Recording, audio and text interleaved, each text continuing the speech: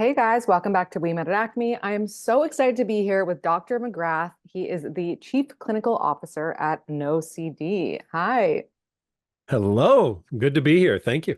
thank you for being here. There's so much that we are going to discuss. So I guess we'll just get right into it. All right. Um, what is OCD? Well, OCD is two things. It is obsessions and compulsions.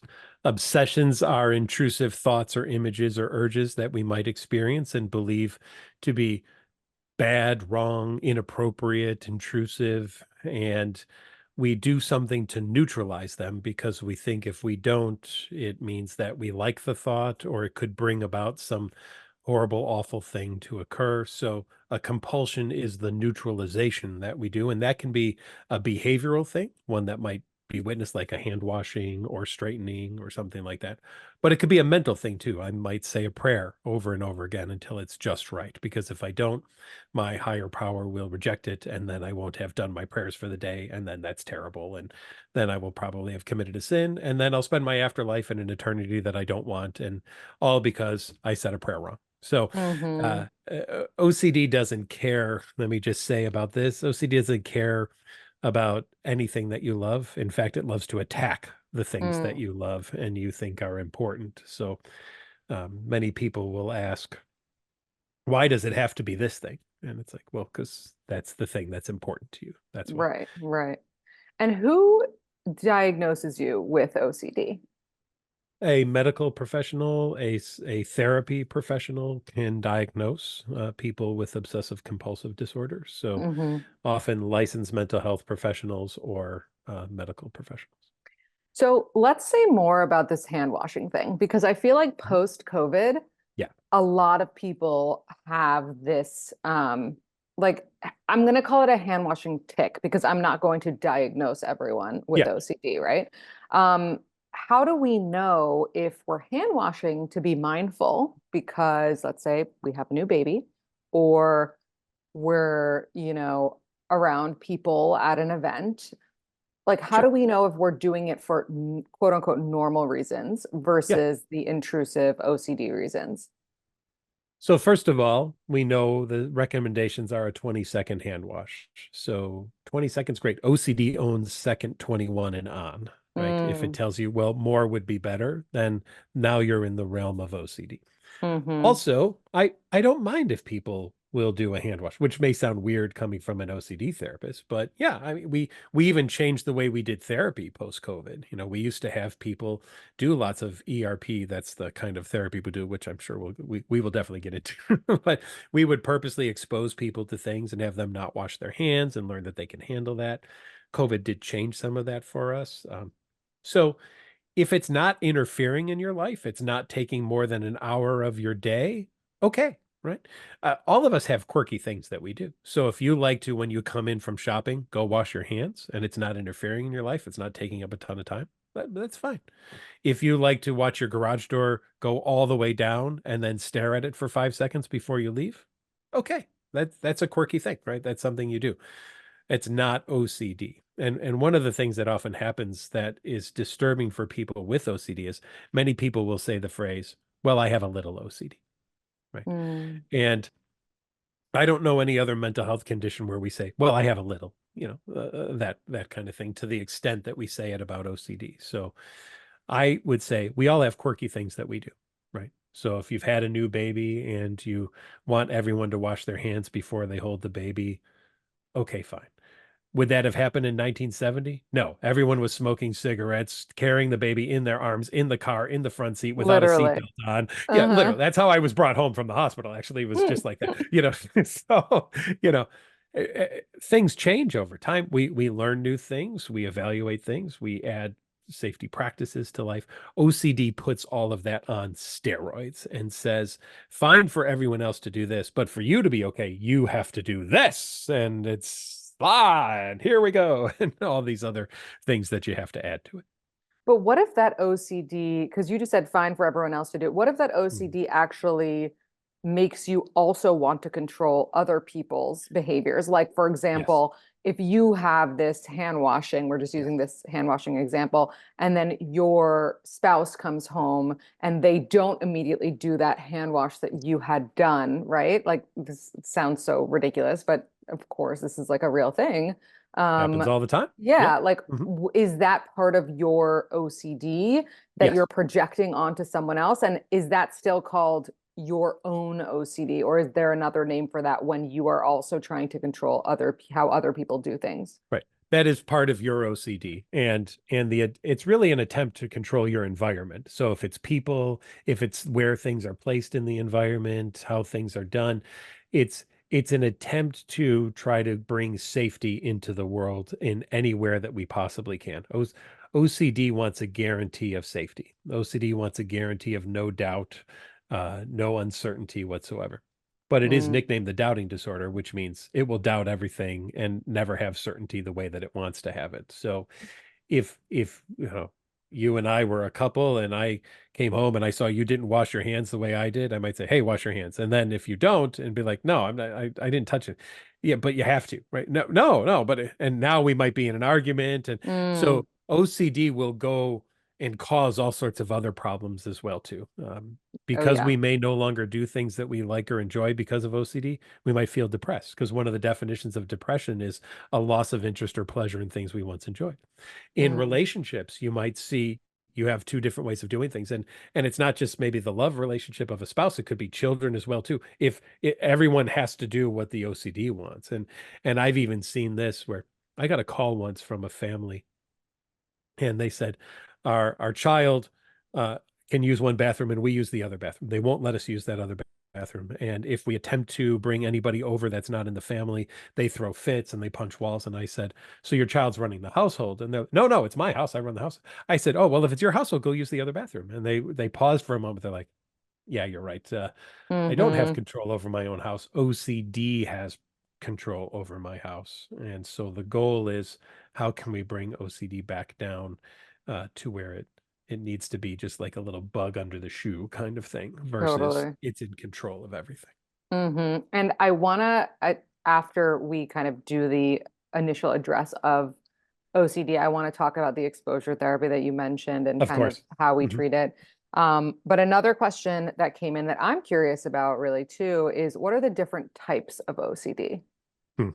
The tons. There's relationship OCD, where you have doubts about if we love each other enough or if we're right for each other. You have existential OCD, the philosopher's questions for thousands of years. I have to be the one that figures them out and address them, because how can I live in a world without knowing the answers to why we're here or various things of that? You could have real event OCD, where I remember doing this thing, but do I know that I remember it fully? And what if I did something that I don't remember that I did and I could be found guilty or in trouble for it years and years later? Contamination OCD could be, I will get contaminated, but I could contaminate you as well too. So I have to do things to prevent myself from doing that to you. Harm OCD, where I could be harmed or I could hurt other people. One example might be, was that a pothole or did I run someone over? Maybe I should drive around the block just to see, in case I did and there's a dead body in the street now and it's my fault. Uh, you may have sexual orientation OCD, which is not a dislike of another type of orientation. It's a, what if I'm not actually the orientation that I identify as and that Mm, I feel to my core? What if I'm actually something else and I've been living a lie and now I have to tell my friends and my family and my spouse that actually I'm not really this. I apologize for everybody for having faked you out for so long. So you can see something like that. Uh, you will see scrupulosity, which is OCD about religion or morals. So, what if I've offended a higher power in some way? I better do something to get back in the good graces of that. Or what if I violated a tenet of my religion somehow? I need assurance that I didn't do that, or that even if I did it, I've done the right amount of penance for it. Moral scrupulosity could be, what if I didn't do something right in society? What if, Lindsay, when you were following me, I didn't quite hold the door open enough for you and you bumped the door? Now, maybe I've injured your shoulder and maybe I should pay for the hospital for you, just in case, I did something that might not have been right from some kind of a societal issue.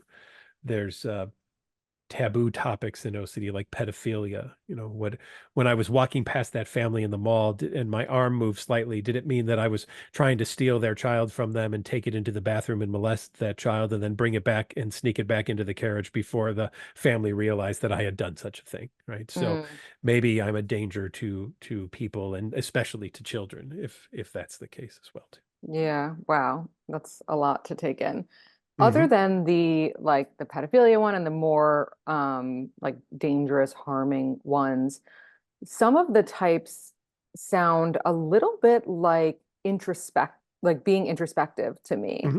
And I, part of me is like, how do I know, right? The difference between like one of these OCDs, right? And anxiety or Sure. curiosity and Yeah. just being somebody who is a curious, introspective person. Nothing wrong with being curious or introspective, right? And those don't come with compulsions. Those don't come with behaviors or mental acts to neutralize what it was that you were just being curious about or introspecting. So if I'm thinking about things and I can accept, yeah, that's really interesting, and I can move on and live my life and have my day, that's great. We do overuse the word obsessed, right? You might love dinosaurs and you might just be obsessed, quote unquote, with dinosaurs, but you're doing no compulsions to neutralize it. And it's probably not interfering in your day. You're still going to work and you're still with your family, but in times that you have free, you're researching dinosaurs because you really, really love dinosaurs and they're really fun. Versus the research I'm doing is never enough. And I'm constantly trying to see, is there another newspaper article out there about the fact that there was a hit and run?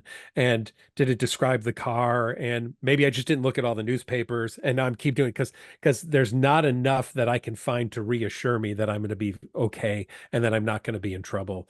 So there's really that difference that you have because now they've added a compulsion to that Mm, experience. yeah, yeah, that makes a lot of sense. And I want to talk about ROCD, relationship OCD, because, Hmm. we're, of course, a dating and relationship podcast, and that Sure. comes up more than anything else. And the question that I get, and I am not really qualified to answer it in the way that you are, is how do I know if I have relationship OCD or this is just a bad relationship that isn't serving me? This is my gut and my intuition trying to tell me this versus Sure. like a real relationship OCD. First of all, I will disappoint you. I cannot give you a 100% answer on that because OCD will never accept any answer as being 100% anyway. So if you have relationship OCD and you were hoping this guy's going to finally give me the answer and there's going to be this aha moment, it's not going to happen. And but that goes with any type of OCD. Never have I spoken to anyone with any kind of OCD and given them an answer and they've gone, "Oh, thanks. Okay, OCD's gone now. That's awesome." Hmm. Because OCD doesn't just go away like that. You will never give it enough information for it to feel satisfied. So let me state that right off the bat. Now, in terms of relationship OCD. We would have obsessions about the relationship, intrusive thoughts about do we love each other enough? Do we hold hands? Why do the neighbors seem to be more loving than we are? And those types of things. Or I've even seen it. There's a certain religious faith that holds that you're married even after you die. And I've been asked the question, what if in 10,000 years from now, we're not as attracted to each other as we are today? Right. So it can go out to that kind of level as well for people. And what you will find then is that if there is a relationship issue and you go to your partner and you ask them a question, they will give you an answer and it might feel good for a moment. And then you'll ask the question again, but are you sure? Well, what about this? Right, right. And you'll keep kind of going over and over this thing. And then what happens in relationships? Well, boy, this is really getting annoying that you keep asking me this all the time. I'm going to start kind of avoiding you a little bit because I don't want to have this conversation all the time. Oh no, now they're avoiding me. What does that mean about it? Oh my gosh, maybe I should hound them more now. Why are you avoiding me? So, what kind of thing? So, people with relationship OCD are going to do things that unfortunately are going to actually interfere in their relationship out of the quest of trying to find that answer that their OCD tells them is there that really isn't attainable. Mm, if it's okay with you, let me take it outside of relationship OCD just to give you an example. yeah. If I wash my hands, I'm going to go back to your hand washing example. If I wash my hands and it feels good at 20 seconds, but great at 40 and wonderful at 60 and it's ecstatic at 5 minutes, what I'm going to do over time is I'm going to wash the oils off of my hands. And in doing that, my hands are going to get dry and they're going to crack and peel. And then I'm going to touch things. I'm going to look at my hands and go, oh my gosh, my hands, they're so cracked and peeled. I better go wash them because now, look, germs could really get in there. The very thing that I did to feel good, wash my hands, became the thing that put me in more danger. My hands are Mm, now cracked and peeled because of all the hand washing that I've done. So in this situation with relationships, I think you'd find something kind of similar. The thing that I'm doing to try to alleviate this obsession, right? To try to get this answer that OCD tells me is available, quote unquote, is not available, but tells me that it is available, is the thing that's probably now putting a wedge into my relationship right. and leading me to believe even more and more that we're not as happy as we could be. And so what am I going to do? I'm going to double down on OCD because OCD tells me it's the way to get the answers to the Mm, relationship issues that are going mm. on. So would you say that someone with relationship OCD, obviously, of course, there's, therapy to help it, but at like the baseline would just need to kind of be like okay in the unknown, like okay in Yes, the like, you never really know, but that is uncomfortable for someone who has the compulsion.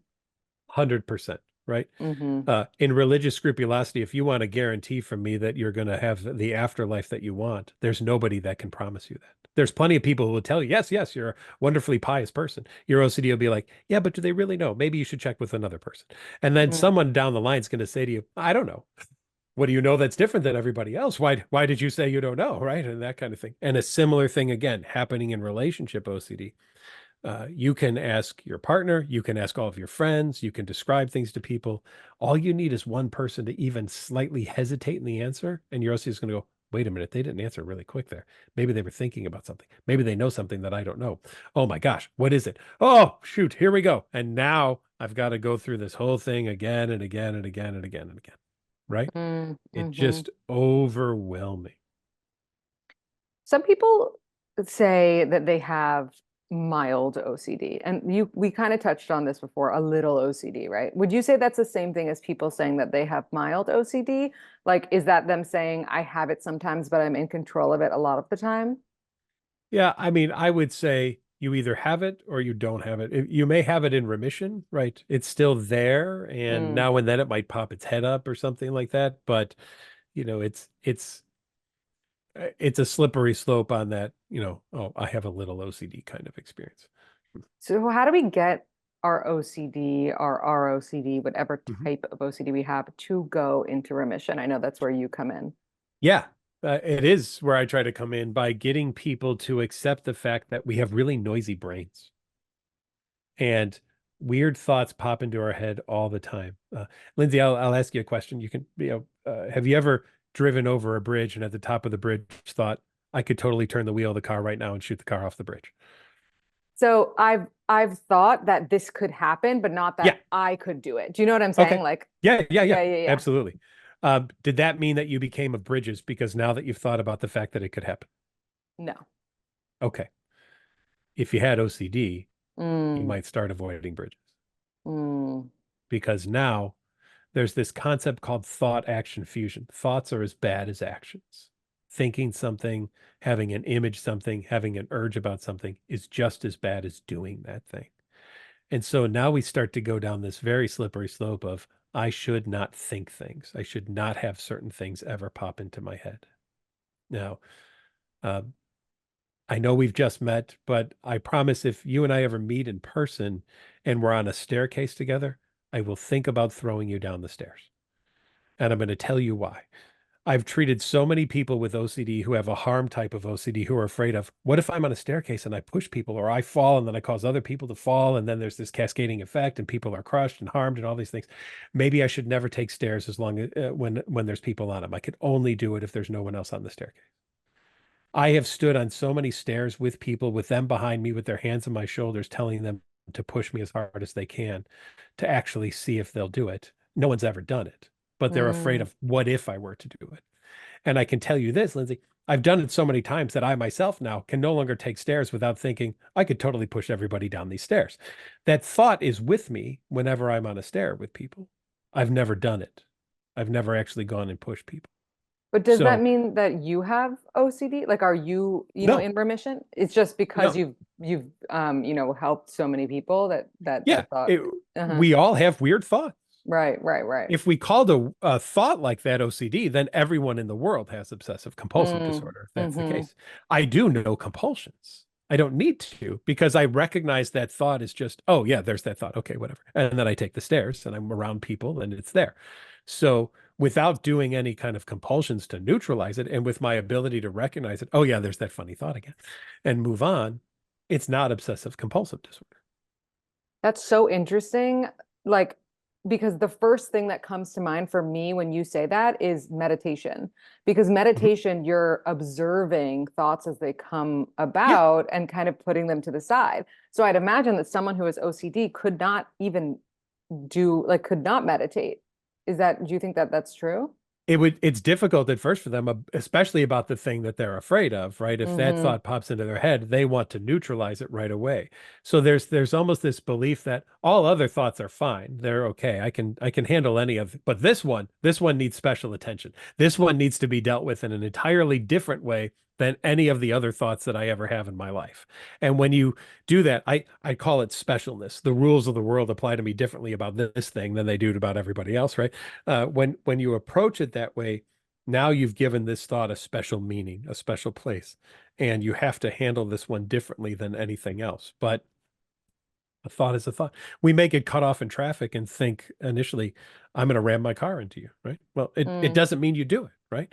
It doesn't at all mean you do any of those types of things. And people will laugh listening to this guy's really violent. I mean, he's talking about all these things, but I treat so many people who have harm fears all the time, and I go Yeah. into situations like I've stood at a train track for 3 hours with somebody behind me telling them to push me into a train that's come by. I mean, who because they were afraid, what if I push people onto a train track? Right. And that's the exposure therapy, what you're describing. Yes. Hmm. Yes. So we're purposely putting people into situations that are uncomfortable and having them learn that just because I have an obsession doesn't mean that I have to do anything about it whatsoever. I can allow myself to be in this situation.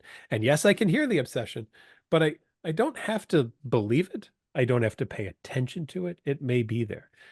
If you buy a clock that ticks really loud, you might want to take it back, or you might just over time not even hear it anymore when it's in your house. And then 3 months later, someone comes to visit and they say, "Man, that clock is really loud." And you're like, "Oh, yeah. Oh, geez. Yeah, that clock is." Like, you've been hearing the clock for the last 3 months, but you haven't paid any attention to it, right? It's been Mm. in the background. It's always there, but you're not focused on, God, that clock, it just ticks and ticks and ticks. Why doesn't it ever stop? Right? So you can get that way with your own thoughts as well, too. And that's where I come in with people, is helping them do that. And the best way to do that is to prevent people from doing compulsions, because we want people to learn that they can handle the short-term discomfort of the obsession instead of making that go away right away by doing a compulsion. You have to decide, do you want to feel good now? You do a compulsion. Do you want to feel good later? You don't do a compulsion, and you allow yourself to learn that you can handle the discomfort. And how do you do exposure therapy for relationship OCD? Because it's a little different than like putting someone in a physical situation and saying, Yeah, push me, I don't think you will. right. Well, don't avoid going out on dates. I can only go out with you if I'm feeling a certain way about the relationship or the date or anything. Well, go out anyway. Hmm. I don't want to hold hands unless it's genuine, because if it's forced, does that mean we really like each other? Hold hands. Just do those kinds of things. The stuff that you're having doubts about, the stuff that OCD is maybe saying, well, you can't do this unless it's this, or the reasons are this, or something like that. Do those very things and pull the rug out from what OCD is telling you, and don't let it be the dictator of your relationship.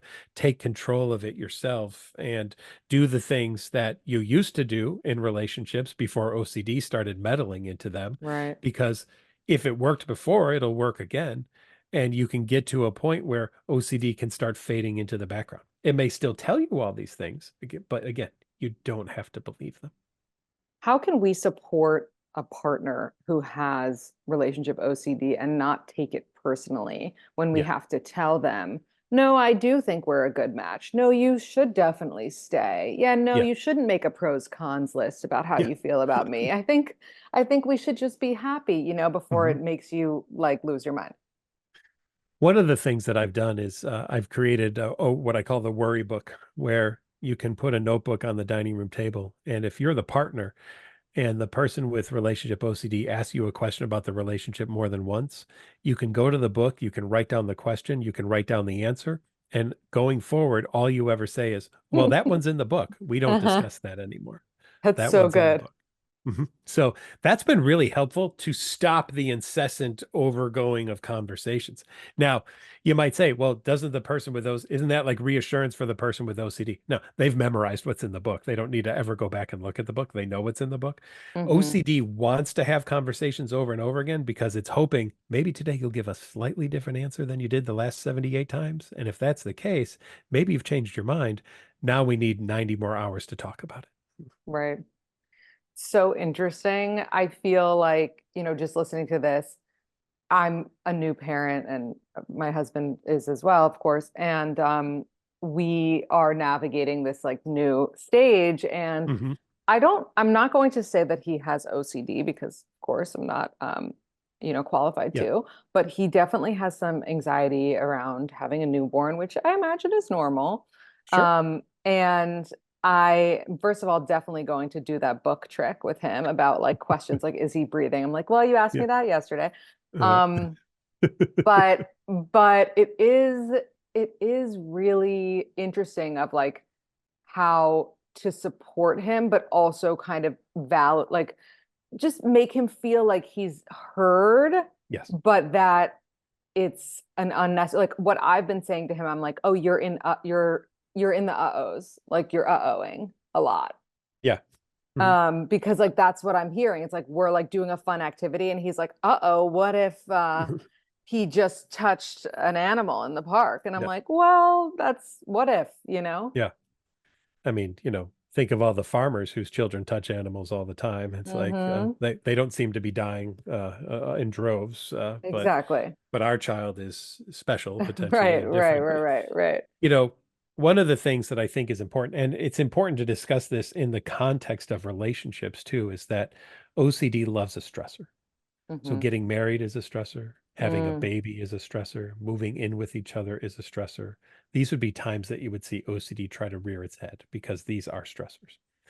In terms of what you were talking about having a child, there's something called perinatal OCD, and it's not just a hormonal experience.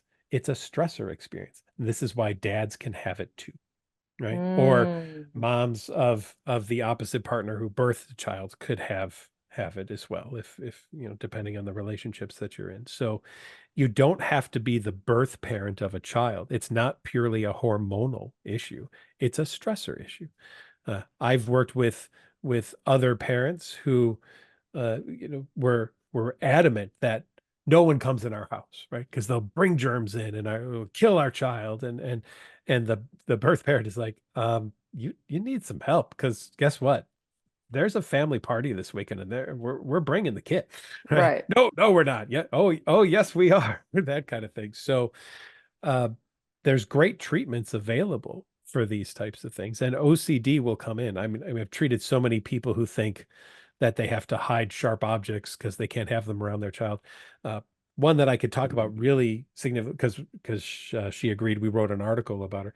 I treated one woman who did not touch her child for the first 6 months of her child life out of fear of what if while changing my child's diaper and wiping him, it's perceived as molesting him because maybe I had a thought in my head that was not pure while I was wiping him, or maybe he seemed to enjoy it. And did that mean that I was enjoying pleasuring him? These were the Yeah. intrusive thoughts that popped into her head. So uh, I was there the day at 6 months, the first day she ever picked up her child and held her child with Wow. her in the office. And I mean, I was crying. It was so Mm-hmm. amazing to watch, but don't underestimate the power of OCD to really screw up anything in your life. And if you think Wow. OCD is just hand washing or I straighten pictures on the wall, you are sorely mistaken because Mm, OCD will attack anything that's important to you. mm. So I guess you kind of answered my question, which was if you if you already have OCD and then you have a child, does it get worse postpartum if you already It have can. it? And I think what you said with the stressor, the stressor is having the child. So if Yes. a stressor occurs, it can get worse. Yes. Now, are there hormonal issues with OCD? Absolutely, too. I mean, I work with many people like, around the time of their period report that their OCD is worse. So we know Mm, there's some cyclical and hormonal issues with OCD as well. So it can be that, but it can be the stressor too. yeah. Have you ever heard of this book? It's called The Untethered Soul. No. I feel like I would love to know your thoughts on it. It's Okay. basically all about how we need to separate our mind is like not evil, but like it's our thoughts are not our friends. Like our thoughts are Mhm. working for someone else sometimes, and we have to learn to separate ourselves from our thoughts and be Mhm. more like in our feelings and doings and beings and all of that. And it's really interesting. I read it when I started therapy years ago because I the type of therapy I did was I want to say CBT, Yeah, cognitive behavioral therapy, sure. and a therapist of mine recommended it. And so I read it and it was very eye-opening.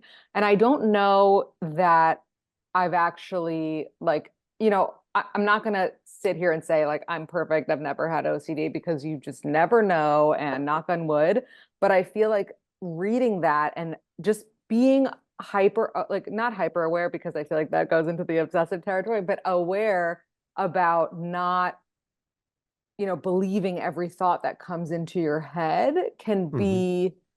can help for that. But I don't know. I mean, does Yeah, that sound helpful? it would be interesting. I'll have to check it out, the Untethered Soul. Yeah. But I Yeah. do like that we we are just allowing people to think of thoughts. There's even acceptance and commitment therapy, another type of like thoughts are like leaves on a stream, right? There they are Mm, and there they go. right, And right, just right. be observers of the experience. We don't have to grab everyone and say, oh, what did that one mean? And what did that one mean? And why is Mm, that one that color? And this one, just we can allow for things to be. right. And for the most of the time, we do that. Even people with OCD, 99% of the time, with whatever thoughts are there, do that. It's that 1% or less of thoughts that take up 90% of their day, right? Those are the Mm, things that they're all so focused on. And it's always funny, they, when you have OCD, you you're almost amazed that anybody else could do anything without OCD about that right. thing, right? Or when I was doing this in a hospital, I'd have an OCD group and we would all wait because the new person would every week do this. Somebody would be talking and the new person would whisper to the person next to them, I wish I had that type of OCD because that would be so easy to deal with. And everybody would just pause and laugh and say, yeah, we all said that when we joined here too, because everybody thinks their type is the worst, right? Mm, And anything else would be easier to deal with. Well, guess what? It would be easier to deal with. You know why? Because you're not bothered by that thing. right. You don't care about hitting a pothole. So hearing someone talk about hit and run OCD, you're like, well, that's dumb. Why you just drive, right? But then I could say to you, okay, well then just don't wash your hands. Oh, I could never do that. I mean, no, that kind of thing. Mm, So it is an idiosyncratic experience to you of what's going on because to you that thing feels real. And that's the thing I hear all the time from people with OCD. Why does it feel so real? Well, it has to. If it didn't, you don't need me, right? right. Hey, I have this, but it doesn't really feel real. Oh, well, great. Good luck. Mm, It's going to feel real. It's emotional. It's to the core of your kind of emotional being. And that's why it feels so real. And I'm here to help teach people. You can get easily tricked in your brain that just because you have this emotional thing going on doesn't actually mean you're in danger. yeah, yeah. Another question that came up, and I almost like want to guess the answer Okay, I'll let um, you. is OCD hereditary? And I would say if you're exposed to a parent who is displaying OCD, you're more likely to get it because you see how it's like what you know, but I have Yeah. no idea again. So you tell me. So here's the interesting thing on heredity. There's a genetic component. We call this a diathesis stress model. We have a genetic component and we have a stressor. So if you have a parent with OCD, you go from a 1.2 to 2% chance of having OCD to about a 5 to 10% chance of having, Mm, well, even up to almost a 20% chance of, sorry, on that one. Yeah. If you have an identical twin who has OCD, you've got about a 60 to 70% chance of Wow. having OCD. So we know there's genes there, but not everybody. So we know that there's the right stressors at the right time. And here's the interesting thing. If a parent has OCD, rarely do we see the child have the same subtype as the parent. So it's not necessarily just a modeling thing. It can play a role, but it's not usually 100% model that my mom was a hand washer, so I'm a hand washer too. That rarely actually happens. Yeah, so interesting. And the we'll do two more because I'm very curious about these two. Mhm. Someone asked for tips for moving in with a messy partner if you are diagnosed OCD. Well, if your OCD has nothing to do with messes, that's probably not going to bother you. So Right. that's the first thing, right? Uh, it's not an automatic that a messy partner is going to be triggering to OCD. So I just want to state that. Now, Mm, if your OCD is about those things and straightening, I think that it requires some significant conversations before you move in with each other about where's the middle ground, right? I'm not saying that the person with OCD has to acquiesce and live in a mess all the time. But the person without OCD doesn't have to live to the standards of OCD either. right. Let's find the middle ground and what we're going to agree that we're going to do. I'm going to work on my OCD in therapy, and I'm going to work on giving up some of these things and living in a certain way. But I need you to also do something to move toward that as well, too. Mm. I feel like this one is such a good one to end on. What is the number one tip slash advice for, we'll say ROCD, because that's the one I think that's most Yeah. relatable to people listening today. Your partner will never meet the standards that OCD demands of them. I'm just going to throw that out there for everybody and let that sink in a little bit. Hmm. The demandingness of OCD is unattainable. Not one person in the history of OCD, as far as we know, has ever done something enough for their OCD to say to them, "Oh, you finally attained everything I've wanted. Congratulations, I'm going to go away now." Yep. So it's not about satisfying OCD as a way to find the right partner. It's about taking OCD out of the relationship. It's the third wheel in the relationship and allowing for the relationship to grow and blossom and be there without the influence of OCD on it. Mm. Wow. I feel like I just learned so much, Dr. McGrath. Thank you so much. This was incredible. I know that everyone's going to love this episode and really get so much from it as well. Where can everybody find you, and how can NoCD help everyone who is listening? Yeah. So NoCD is an online platform for the treatment of obsessive compulsive and related disorders. We work also with tics and BFRBs like trichotillomania, which is hair pulling, or skin Mm, picking, which is excoriation. We treat hoarding as well too. And we use a combination of exposure and response prevention or habit reversal treatments and CBT for those various conditions, ERP being the gold standard of treatment for OCD. If you want to get a hold of us, you can go to nocd.com. We have therapists in all 50 states, as well as in Canada and Australia and the UK. And we do take insurance here in the US as well, too, which is really helpful. And so please feel free to reach out to us. If you also are interested, maybe you know someone or you have a partner who has OCD or you want to know about it, we do what we call a NoCD 411 session as well, too, where we can be available for an hour to you to just answer questions about OCD and how it might be manifesting, and for you to really talk to an expert about it as well, too. So that might also be helpful, too. And I've got, if you're interested, I've got a little bit of some books on OCD. It's called the OCD Answer Book. Although it's funny now that we're talking about this, when I wrote that, and here's the interesting thing about OCD. When I wrote that, relationship OCD wasn't really a thing back then. mm. We hadn't really recognized that as a subtype as of yet. So it'd be interesting if we do a second edition of it. I would modify some of my answers that are in there Totally. Oh my God, to you gotta today. Yeah. write it. People Yeah. will run and flock to buy that book, I'm telling you. Yeah. I would buy it.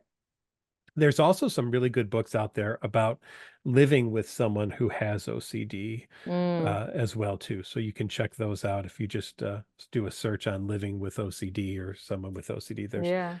Amy Maraskin has one out. John Hirschfield has one out. There's ones for families as well too that Hmm. are really, really nice. So Awesome. there's that. And I'd love to come back if you ever want to talk more about like the perinatal OCD or types Totally. of things with babies and kids, Yeah, you just definitely. let me know. This was That's a really, really whole fun. Mm. big topic that we should totally get into. Thank you so much, Dr. McGrath. Really appreciate it. All right. Thank you.